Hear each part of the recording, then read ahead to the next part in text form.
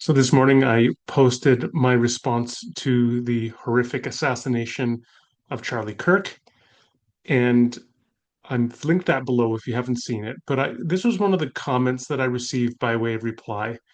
This individual said, "Randall, I usually appreciate your stuff, but I think you should have stopped after the intro." The intro is where I talked about how horrific it was that he was assassinated. I didn't disagree with your assessment of Kirk, but any but about a murder victim should really wait until a decent interval, at least a week, has passed. Otherwise, nothing before the but really matters. Peace. Okay, I appreciate the comment and also the way that it has been expressed, but I disagree with the sentiment. It reminds me, to be honest, and I don't mean this to be uncharitable, but it does remind me when there is a horrific mass shooting and then people, activists who are concerned about the fact that there are 350 million guns in the United States, and they want now to use that as the moment to talk about the need for gun control. And they are told, this is not the time to talk about gun control. This is the time for thoughts and prayers. I think actually that is just the right moment to talk about guns. And when it comes to Charlie Kirk, again, his assassination was horrific and evil. Absolutely. And unqualified, I always reject political violence, any violence. And as I said in the last video, the death of any Imago Dei is a tragedy, particularly in addition for several reasons that I noted in the last video about the public nature of Charlie Kirk, the fact that he was a husband and a father. His two children, a 1 and a 3-year-old, are going to grow up without that father. All of that is just horrific. And then the very public nature of his murder, which has traumatized untold numbers of people, all of that is terrible. But it doesn't mean that there should be a moratorium on providing criticisms of Kirk's legacy. You see, right now at this moment, people are cementing Charlie Kirk's legacy. People are lauding him and his work as being an exemplar, a model of civic engagement and promotion not only of conservative but of Christian values. And I believe he was neither. I believe he did not actually model productive and effective civic engagement, nor did he model Christian values. I gave an example of the last in the previous video, where I played a clip where he promoted this conspiracy theory that Paul Pelosi, an 80-year-old man, the husband of Nancy Pelosi, was beaten with a hammer by an intruder. And Charlie Kirk promoted the idea that this was a gay lover's tryst and that the attempted murderer should be released from prison. A horrific legacy. And that was one example of some of the ways that Charlie Kirk has stoked violence and hatred among peoples. I want to give some further examples now because, as I said, his reputation is being created now. And the idea that he is being promoted as a martyr is being created now. That narrative is being created. And so it is important to speak out now to concerns that we might have about that. So I want to begin by talking about his legacy speaking on university campuses. I agree that Kirk is to be lauded for going out and talking to people rather than using threats and violence. 100% that is important, and that is part of his legacy that should be lauded. We should continue to debate one another. But I also have significant concerns with the way he approached debating, and I want to play a 10-second clip now just to make the point. So this is a debate that Kirk had with some other gentlemen where at this point, they were debating abortion.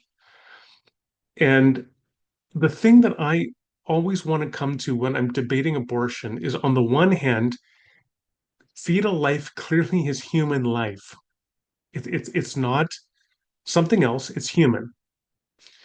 And that means that we have moral obligations. And in fact, not only do doctors have moral obligations in terms of the Hippocratic Oath to do no harm when um, working with their patients and giving treatment to their patients, but fetuses can be patients and have been patients for decades. And that means that the Hippocratic Oath would extend to the fetus.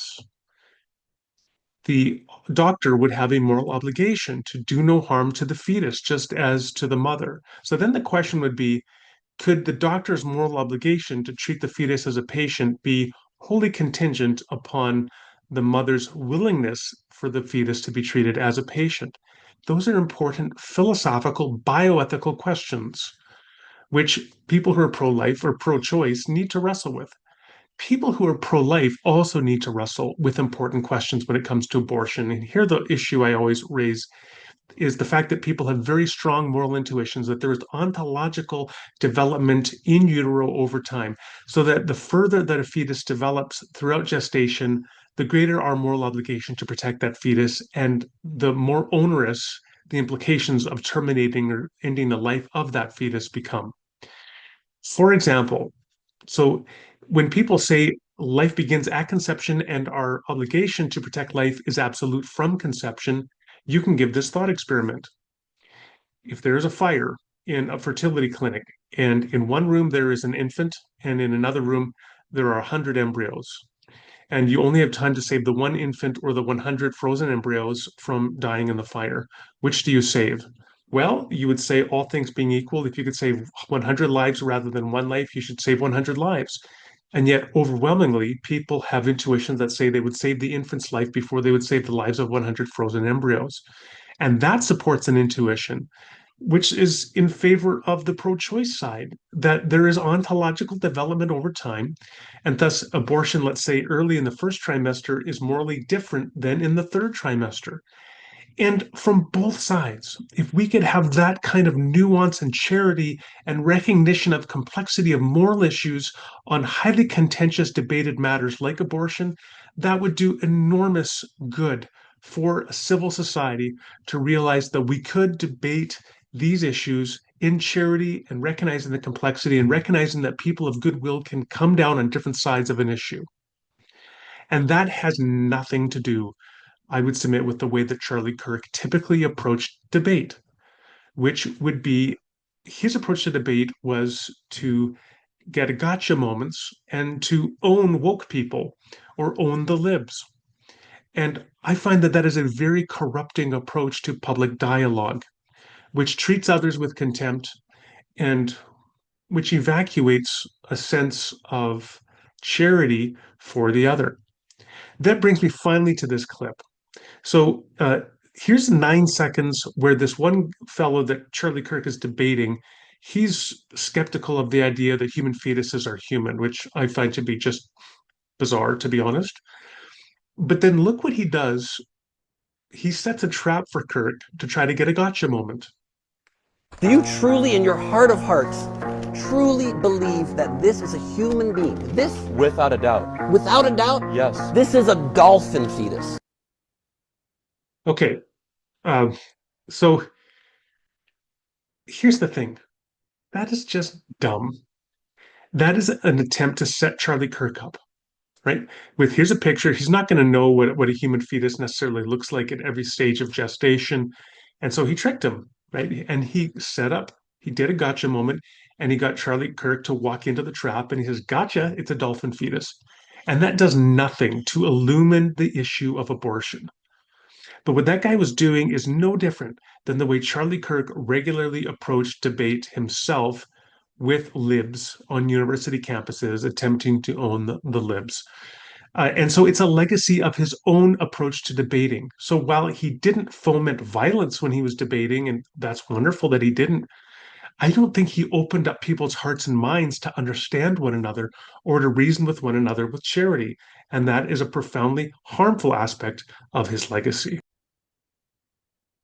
The second thing I want to say is that I think quite often, while Charlie Kirk could be an effective debater in one sense, I think he often had a very facile and surface level understanding of complex issues. And as a Canadian, the one thing I just want to talk about here is one uh, interview I saw him giving or dialogue with a fellow on a university campus where they're talking about Canada. And I'm Canadian, of course, and I'm from Edmonton, which is going to be relevant. So Charlie Kirk says that, first of all, Canada does not have a constitution, and that makes it different from the United States. That is false. We have a constitution. It includes the Constitution Act of 1867, the Constitution Act of 1982, which is included with the Charter of Rights and Freedoms of 1982. So that suggests to me Charlie Kirk regularly, I've heard, would make false statements about things he just doesn't understand or have familiarity with. And then when he's talking about Canada, he said that Canada is self-hating, which is just it's unhelpful rhetoric. I don't even know what that means to say that Canada as a country or a collective of 38, 40 million individuals, that we are self-hating. It's insulting, it's condescending, and it's simply false. He then said that Canada has really destroyed itself because it has been so welcoming of foreigners. That is linked to one concern I have time and again about Charlie Kirk, which really links up to his relationship with MAGA more generally, which is a xenophobic strain of wanting to otherize people that are outsiders that come to your country and viewing them as a threat to the integrity of the nation. And then he says the only part of Canada he really likes is Alberta, and he praised Edmonton and Calgary, assuming, I guess, that Edmonton and Calgary are both very conservative, politically and socially conservative cities. Calgary is somewhat so, although not nearly as conservative as the rural parts of Alberta, which of course is a very common sociological phenomenon that urban centers tend to be more liberal and progressive than rural regions. But Edmonton is quite liberal. And the NDP, which is the sort of far left, according to US standards, um, political party, has a strong presence in Canada, or sorry, in Edmonton, particularly in provincial politics. The fact that Charlie Kirk would praise Edmonton, say it's like a great city in his opinion, when it's actually very left wing by his standards, just shows again he doesn't know what he's talking about. And that was something I've often found when I've listened to Charlie Kirk is he's good with setting up people for the gotchas, like the question, what is a woman or something like that. But he's not very good at going far beneath the surface. The last thing I want to talk about, and this is really the most concerning thing in some respects of all. So the fact, as I said, that Charlie Kirk's reputation is being solidified right now. And Charlie Kirk was a leader of the MAGA movement. So it's important to look at how MAGA leaders are treating the death of Charlie Kirk right now. I think that people don't appreciate the perilous situation that the United States is in right now. Political scientists are increasingly talking about the United States as moving from the status of being a healthy democracy into what is called a competitive authoritarian state. Competitive authoritarianism can be seen, for example, in Hungary. In a more extreme case, it could be seen in Russia, where there are elections that are held, but they are elections that are controlled to secure outcomes so that there is not a real democratic voice. And there are several examples of the United States moving into increasingly a competitive authoritarian state, including the fact that Donald Trump pressured the state of Texas to engage in mid-decade gerrymandering, which is a way of shifting around voting districts to ensure that there is a larger majority of state representatives in Congress from Texas. And that's a way of maintaining control of government even when you lose the popular vote. That is very concerning. Another thing that's concerning is the way that the Supreme Court has continued to grant more and more powers to Donald Trump, including just a week or two ago confirming the right of his quasi militia, which is ICE, to be able to stop people based upon their race or ethnicity and check their papers in cities like Los Angeles. And last year, in a Supreme Court ruling, granting the president the right, as was infamously questioned, the right to engage in actions without being subject to criminal penalty, including commanding SEAL Team 6 to assassinate his political rivals. Donald Trump now has an unprecedented amount of power as a government leader, and there is further exploration right now of him attempting to have a third political term. These are matters that should be taken very seriously. And with that in mind, I just want to play one or two clips with how the death of Charlie Kirk is being used by some MAGA supporters as a pretense potentially to further political power for the right wing. So keep in mind that this evil assassin who killed Charlie Kirk, his political views and motives are still unclear. But what is clear is the fact that people like the deputy chief of staff here, Stephen Miller from MAGA, from Trump's government, are using the terrible assassination of Charlie Kirk as a pretense to exercise political government power to clamp down on people from the quote unquote left who are offering criticisms of Trump's authoritarian government. So here's Stephen Miller talking yesterday on Fox News. And we are going to do that under President Trump's leadership.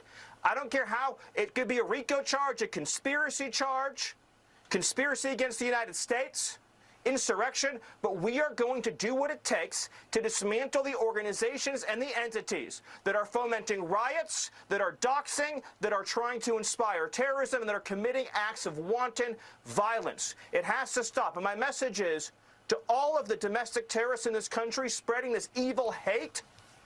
You want us to live in fear? We will not live in fear, but you will live in exile. Because the power of law enforcement under President Trump's leadership will be used to find you, will be used to take away your money, take away your power, and if you've broken the law, to take away your freedom, Sean. You know, it's interesting. Donald Trump got elected saying things like this, that immigrants are, quote, poisoning the blood of the nation. I believe it was in December of 2023 that he said that. He literally used the language, they're poisoning the blood of the nation. He has time and again used othering and dehumanizing and dangerous rhetoric for immigrants, for migrants, for refugees. Of course, he launched his campaign in 2015 by describing Mexicans as rapists and murderers. And then he adds, and some, I assume, are good people. That is the long history of dangerous, violent, dehumanizing rhetoric. But that's not dangerous, according to Stephen Miller. What's dangerous and what the government will use their power to silence are people who are left wing or progressive, or anyone who is deemed, I mean, rhinos or Republicans in name only who dare challenge Donald Trump right away also get put into that group. Anybody who challenges the emerging authoritarian power of Donald Trump and this government can be looped into that same dangerous dissenting group who have harmful rhetoric. And so the government can use their power to silence them. Now, the last day I've been watching videos from people like Wes Huff and Sean McDowell lamenting, and rightly so, the terrible assassination of Charlie Kirk. But I've not heard from them any concern about democratic institutions or the way that this terrible death is being exploited by people like Stephen Miller to stoke fear, paranoia, and anger against people who do not support Donald Trump. And that is one of the reasons, finally, why I believe there should be no 168-hour or 7-day moratorium on speaking out on Charlie Kirk's legacy and how problematic and concerning it is, because it is right now being used as fuel to further a competitive authoritarian state. And that should be a concern for everybody, not least conservative evangelical Christians, insofar as they do believe in the right of all people to be able to speak their minds and not to be compelled by the state. And if that applies to them, if they want religious freedom for themselves, they should want that same freedom for others.